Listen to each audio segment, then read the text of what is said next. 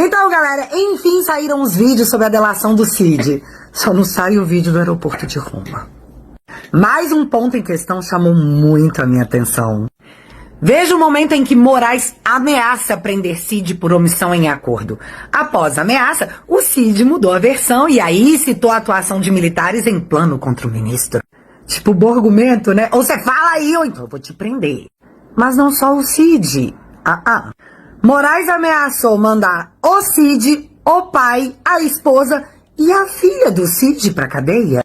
E fica muito mais legal quando você ouve isso do próprio Alexandre. Possibilitar uma reflexão maior do colaborador com seus advogados, para que esclareça omissões, contradições na sua colaboração, sob pena não só da decretação de prisão, como também da cessação da consequente rescisão da colaboração, e eventual rescisão englobará inclusive a continuidade das investigações e responsabilização do pai do investigado, de sua esposa e de sua filha maior. Eu gostaria... Vocês entenderam bem? Faz uma reflexão aí sobre o que você está falando, porque não é só você, é o seu pai, a sua esposa e a sua filha. Eu poderia dar os meus 2 centavos sobre o que eu penso de tudo isso, mas eu não preciso. Gilmar Mendes já o fez. Porque as pessoas só eram soltas, ministro Fachin, liberadas depois de confessarem e fazer acordo de diligência. Isto é uma vergonha e nós não podemos ter esse tipo de ônus. Coisa de pervertidos. Claramente se tratava de prática de tortura. E se alguém achou ruim sobre isso, reclama com Gilmar. Combinado? Colaborador. Por que fiz esse breve resumo? Porque essa audiência foi convocada como mais uma tentativa de permitir ao colaborador que preste as informações verdadeiras. Já há o pedido da Polícia Federal, já há o parecer favorável da Procuradoria-Geral da República pela imediata decretação da prisão, do retorno à prisão do colaborador. Então, aqui é importante, e exatamente por isso, a fim de possibilitar uma reflexão maior do colaborador com seus advogados, para que esclareça omissões, contradições na sua colaboração, sob pena não só da decretação de prisão, como também da cessação da consequente rescisão da colaboração, e eventual rescisão englobará inclusive a continuidade das investigações e responsabilização do pai do investigado, de sua esposa e de sua filha maior. Eu gostaria de saber se o colaborador está plenamente ciente das consequências da manutenção dessas omissões e contradições. Sim, senhor. Então, Cristina, vamos transcrever. Você conta, o que tem a ver a esposa dele e a filha maior de idade? Onde é que elas se encaixam no cargo que ele ocupou? Qual é a relação do ponto de vista de ter feito alguma intervenção numa decisão dele?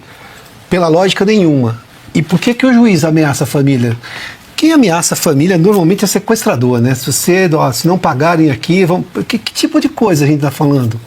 Veja só esse depoimento. Daí como é que você vai considerar válido um depoimento do Mauro Cid? Por tudo o que passou, da forma como passou. E outra, o juiz vai lá e oferece, houve uma oferta de colaboração premiada. Tudo bem. Se ele não se enquadra, tá bom, ele não tem os benefícios, acaba aí. Não tem esse negócio de pressionar. Vou lembrar do caso do Lula, lá. Temos tudo filmado. Todos os procuradores que atuaram naquele caso, os depoimentos dados ao juiz Sérgio Moro naquele momento, tudo filmado, todo mundo viu como aconteceu, quais foram os termos usados, está tudo lá. Nesse caso, fica tudo em sigilo. Agora aparecem essas coisas. Mas há quanto tempo a gente tem essa narrativa? Quer dizer, se teve ameaça do jeito que está indicado aí, e se houve ameaça nesse tom, não, você não impõe delação premiada, você informa que ele tem direito a, e que aquilo pode trazer benefícios. A decisão é do investigado, e ele aceita ou não. Mas se ele não aceitou do jeito que o juiz quer, mas espera um pouquinho, não é o juiz que determina o depoimento, o juiz escolhe. E ele considera sim ou não, útil ou não, válido ou não, para dar o benefício da colaboração premiada. Neste caso, não. Dirigiu-se tudo. E aí, peraí, depoimento dirigido? Augusto. Olha, mudar de ideia para melhor é sinal de lucidez, né? Eu acho que eu vi com lucidez esse caso e mudei de ideia.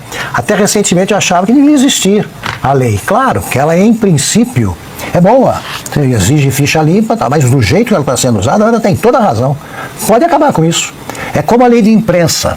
A lei de imprensa, a certa altura, eu descobri que ela servia para o seguinte: se estávamos num regime autoritário ou num governo que sonha com o Estado autoritário, então ela era usada para punir os jornalistas. Se você estava numa situação normal, então ela era usada para favorecer jornalistas, né, subornar jornalistas, e ele ficava já com aquela capa protetora tal dessa lei. Acabou a lei de imprensa, não aconteceu nada, né, de ruim para quem espera que os políticos, os jornalistas sejam mais decentes. Não mudou nada. No caso da lei da ficha limpa é o seguinte: o Sérgio Cabral, há pouco tempo, o sujeito foi condenado a 420 anos de prisão e mais 20 dias, uma coisa dessas, porque ele próprio se declarou viciado em roubar. Ele roubava como um dependente mesmo. Se ele não conseguisse tirar a grana ali do engraxate dele, ele tinha problemas aí com a síndrome de abstinência. Ele tinha que roubar todo dia em todos os lugares. Ele estabeleceu que 5% de toda a obra realizada no Rio de Janeiro deveria ficar com ele, 3% com o Pezão. Então, esse cara discutiu seriamente com um entrevistador alugado, outro dia, se a candidatura dele a deputado federal. Então, acho que a lei da ficha limpa pode ser reduzida aí a 2 itens. Tá? O sujeito não pode ser candidato se estiver preso e condenado. Não dá para você exercer as funções, está preso. Mas está solto e cumpriu a pena, é criminoso, não tem problema. Se cumpriu já o que a lei prescreve, pode ser candidato e o povo julga se ele está em condições de representá-lo. É assim que se faz uma democracia. Por quê? Porque o Lula, que foi condenado por 9 juízes, esse não tem ficha suja, pode ser presidente, embora seja corrupto, lavador de dinheiro, ladrão, chefe de quadrilha. Está na presidência. O Bolsonaro, que nem de longe se meteu em algo parecido, nem de longe aconteceu algo como Mensalão e Petrolão. Os caras discutem com a maior cara de pau a possibilidade de prendê-lo, condená-lo, mas quem são os ministros capazes de fazer isso se absolveram o Lula com a lei do CEP? É um subterfúgio que eles usaram para que a esquerda, que não tinha candidato, tivesse alguém para representar. E aí várias pessoas se juntaram, até o nosso Alckmin. Foi a frente ampla que eles fizeram. Então é o seguinte: para com isso e deixem que o povo julgue. Deixem que o povo julgue. Pode acusar, sim, não precisa de TSE, o Tribunal Eleitoral, dizendo o que você pode dizer da pessoa, o que não pode dizer. Se passa o limite, se tem a lei que defende, que trata de crimes contra a honra. Ponto. Não precisa mais nada.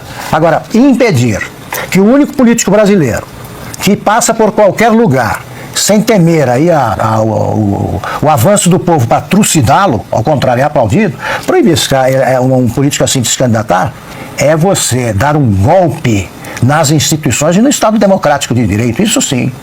Ele está sendo perseguido por ser popular e por representar uma ameaça à ditadura do judiciário que foi tramada e consumada, né? A proclamação da ditadura, ela só não foi pública, mas ela foi proclamada em aliança pelo Lula e pelo Supremo.